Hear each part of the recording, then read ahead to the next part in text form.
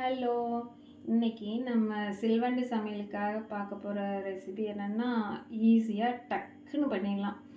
அது என்னன்னு சொல்ல வருது, ஒரு 5 நிமிஷத்தில் பண்ணுற ஒரு டிஷ் தான் அது. நம்ம எங்கேயாச்சும் வெளியில் போயிட்டு வந்தோம்னாக்கா டக்குன்னு பண்ணுறதுக்காக இப்போ பண்ணுறோம். நாங்கள் வெளியில் போயிட்டு வந்ததுனால அதை நான் உங்களுக்காக இதை ஷேர் பண்ணுறேன். இப்போ தக்காளி நான் 3 எடுத்துட்டேன். ஒரு காஞ்ச மிளகாய் இருக்கு இல்லையா, அது ஒன்று போதும். கொஞ்சமாக கருவேப்பிலை, கொஞ்சம் சீரகம், இவ்வளோதான். வெங்காயம்லாம் ஒன்றும் தேவையில்லை. இப்போ கடாயை வச்சுட்டு சூடாகட்டும் கொஞ்சம். அதோட நல்லெண்ணெயும் அவங்கவுங்க நம்ம எண்ணெய் யூஸ் பண்ணுறோமோ அந்த எண்ணெயை யூஸ் பண்ணிக்கலாம். கொஞ்சமாக போட்டுட்டு அது ரெடியாகட்டும். கொஞ்சமாக ஆயில் விட்டுக்கலாம். ஆயில் சூடாகட்டும். நான் நல்லெண்ணெய் தான் விட்டுருக்கிறேன். சிறப்பாக இருக்குதுன்னு நினைக்கிறேன். கொஞ்சம் பொரிச்ச எண்ணெயாக இருந்துச்சு, அது வேஸ்ட் பண்ண வேண்டாம் அப்படின்ட்டு. அடுத்தது நல்லா சூடாகட்டும். ஒன்றுமே தேவையில்லை. கொஞ்சமாக கடுகு போட்டுட்டு கடுகு பொரிய விட்டுடலாம். கடுகு பொரிஞ்சதுக்கப்புறமா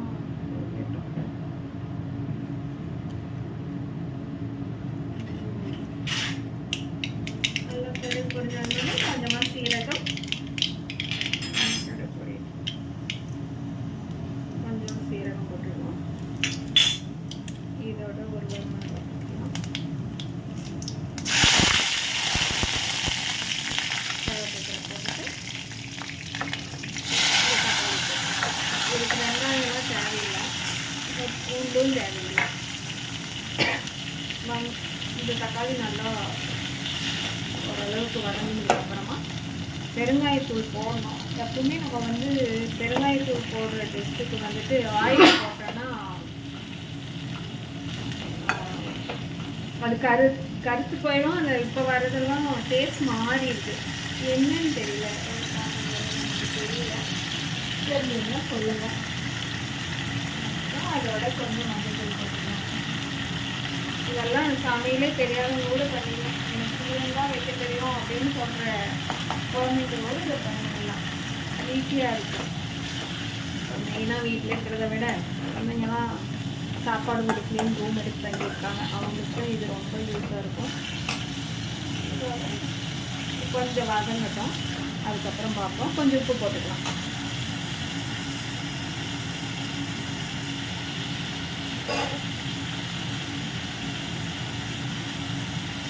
கொஞ்சமாக உப்பு போட்டு வதங்கட்டும். கொஞ்சம் மஞ்சள் போட்டுட்டு நான் மஞ்சள் போட்டுட்டேன். சொன்னான்னு தெரியல, நான் போட்டுட்டேன்.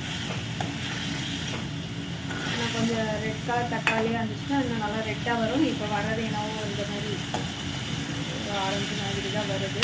முடிஞ்சால் 2 தக்காளி மட்டும் தோலோடு போட்டு ஒரு தக்காளி தோல் இல்லாமல் போட்டுட்டா நம்மளாம் சின்ன வயசில் சாப்பிடும் இல்லையா, நாட்டு தக்காளி இருக்குல்ல, அந்த மாதிரி வந்துடும். அந்த தோலை எடுத்துட்டு சீவிட்டு போட்டுக்கலாம்.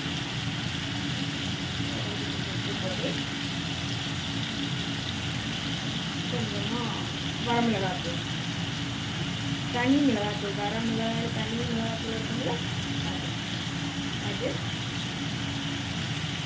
கொஞ்சமாக பெருங்காயத்தூள் கொஞ்சமாக போட்டுக்கணும். அவ்வளோதான், முடிஞ்சு போச்சு. இதுக்கு நல்லா வெந்து ஒரு தொக்கு மாதிரி வந்துச்சுன்னா இட்லி, தோசை, சப்பாத்தி எல்லாமுக்கும் ஓகேவாக இருக்கும். தயிர் சாதத்துக்கு கூட தொட்டுக்கலாம், அவ்வளோ டேஸ்ட்டாக இருக்கும். நல்லா வேகட்டும், அப்புறம் பார்ப்போம். சரி, திறந்து பார்க்கலாம். பாருங்கள், இந்த அளவுக்கு நல்லா குழஞ்சி ஒரு தொக்குவோட பதத்துக்கு வந்துச்சுன்னா இன்னுமே கொஞ்சம் நேரம் ஆகட்டும்.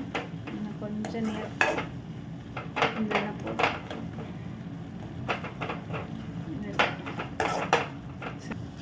பாருங்கள், இந்த அளவுக்கு வந்துருச்சு. இதுதான் கரெக்டாக இருக்கும். இதில் தண்ணி தேவைப்பட்டதுன்னா நீங்கள் தண்ணி சேர்த்துக்கலாம், தண்ணியாட்டு வேணும்னா. அது ரொம்ப, ஆனால் தண்ணியாட்டு இருந்தால் எனக்கு அந்த டேஸ்ட் பிடிக்கல கொஞ்சம். இதுதான் எங்களுக்கு பிடிச்சது, அதனால நான் இப்படியே நிறுத்திட போகிறேன். இது ஈஸியாக டக்குன்னு ஒரு 5 மினிட்ஸில் முடிக்கிற வேலை. ஒரு சாப்பிட்றதுக்கு ஈஸியாக சீக்கிரம் செஞ்சிடலாம். டயர்டாக வரவங்களுக்கு சீக்கிரம் முடிஞ்சிடும் இந்த வேலை. இதே மாதிரியே நீங்களே செஞ்சு சாப்பிட்டுட்டு சொல்லுங்கள் எப்படி இருந்ததுன்னு. ஓகேவா? இதை விட இன்னும் ஈஸியாக என்ன மாதிரி பண்ணலாங்கிறத அடுத்த வீடியோவில் நான் சொல்கிறேன் உங்களுக்கு. சரியா?